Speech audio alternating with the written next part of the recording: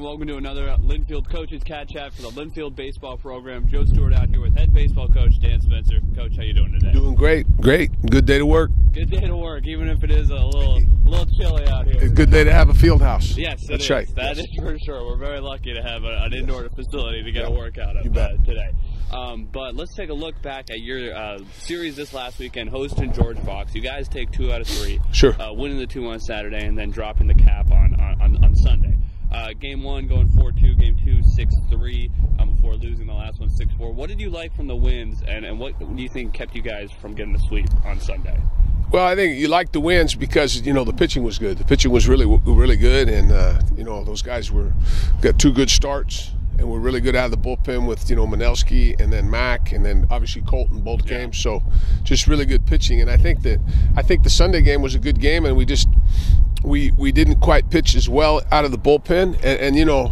And quite frankly, we scored 4. We need to score a few more runs on Sunday. But a good weekend, good baseball.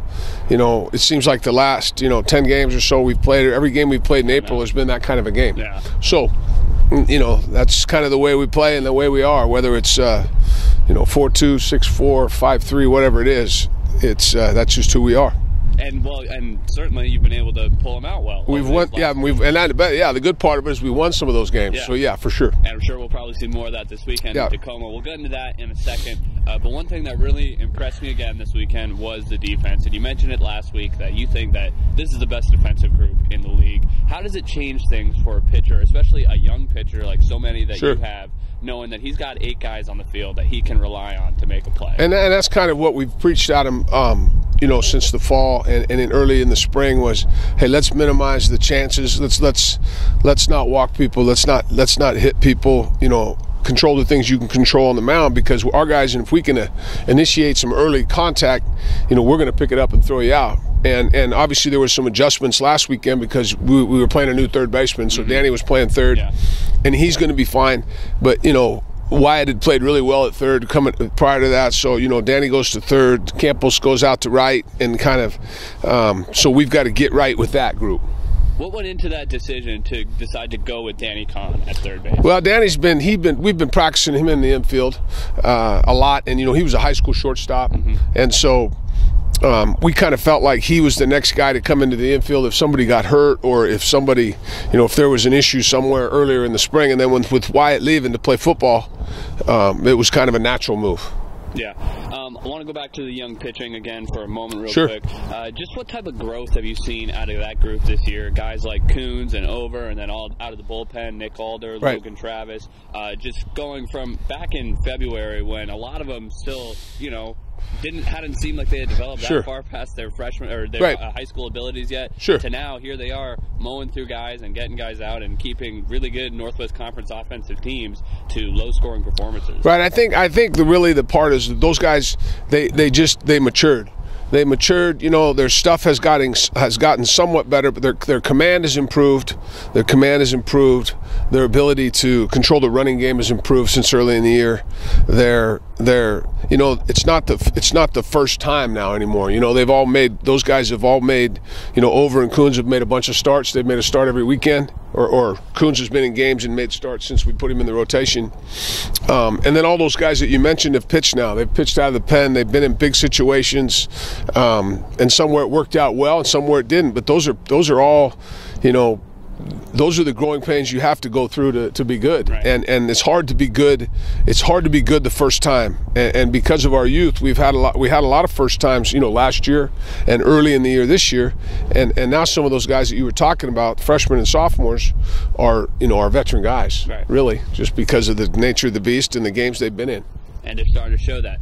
But let's look ahead to this weekend now in a big series at PLU. PLU, they've proved to be as good a team in the Northwest Conference this year as any, but you guys are right there too, and currently tie with them for second in the league at 12-9.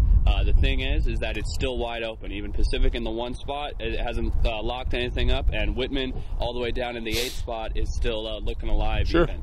So how does it change things going into, it's a big series, it's must-win games, but all you can do is go out and play your game. You can't get any help from anybody, really. Things are really too muddled to know, we only have to win one game, 2 game. Right. Whereas in a weekend like this, where you just got to go out and play again like you haven't all season. I think you sell it. I think you're selling to your guys. You don't have to do anything different. There's the whole month of April. These games for us have been playoff games on the weekend. They've been conference games. They've been games that if you want to be relevant, you need to win. And the first 3 series in April, we won 2 out of 3 of those series to make us relevant here for the 4th one. And so I don't think that win, lose, or draw. I'm proud of the way they show up every weekend. And so we'll show up on Friday, and we'll show up again on Saturday, and we'll kind of see how it goes. But it's PLU's good. PLU's good. PLU, I thought going in, if you just talked about pure talent and who's got who and with the rosters and the people back, that PLU and Pacific and Willamette were the teams, the 3 older teams that were going to be the tough clubs, and those clubs, and that's kind of proven true. Now Willamette's kind of they're done. They've played their conference series, but but anybody can beat anybody on any given day, and we feel very strongly about our group and how we approach things and how we show up. So it'll be a fun series, and it can only help us. Small picture, you want to win and get in and do your things. Big picture, these are huge games for our young guys. Absolutely. And just one more thing I want to touch on here. So you guys are an impressive 8-5 on the road this year. Actually, as many wins as you've had here in McMinnville this season. What do you think has led to you guys being such a resilient road ball club and being able to play as well anywhere as you can in McMinnville? Well, I think there's a couple things. One, we defend, and so when we go play on dirt, it's not an issue. And so we go to Willamette, we play clean. We go to Whitman, and we play clean. And I think that PLU's obviously turf, so this won't be as much of a factor. And I think the other side of it is, I think we're built on, and our pitching needs to get better, and they will. We'll continue to grow as we, this spring and then through into the years. But when you pitch and defend, you travel well. If you can go, if you can catch it and you can pitch it, it doesn't matter where you play. Sure. If your deal is, hey, we got to score 10, 12 to win, and the ballpark's not conducive, and I look at Willamette, and their numbers at home were really good, but on the road they weren't as good. And most of that, I think, is just the offense. They don't score as many runs on the road, or didn't. But I think the key is, you got to pitch and you got to defend. And if you do those things, you're going to give yourself opportunities. Doesn't matter what ballpark you're in.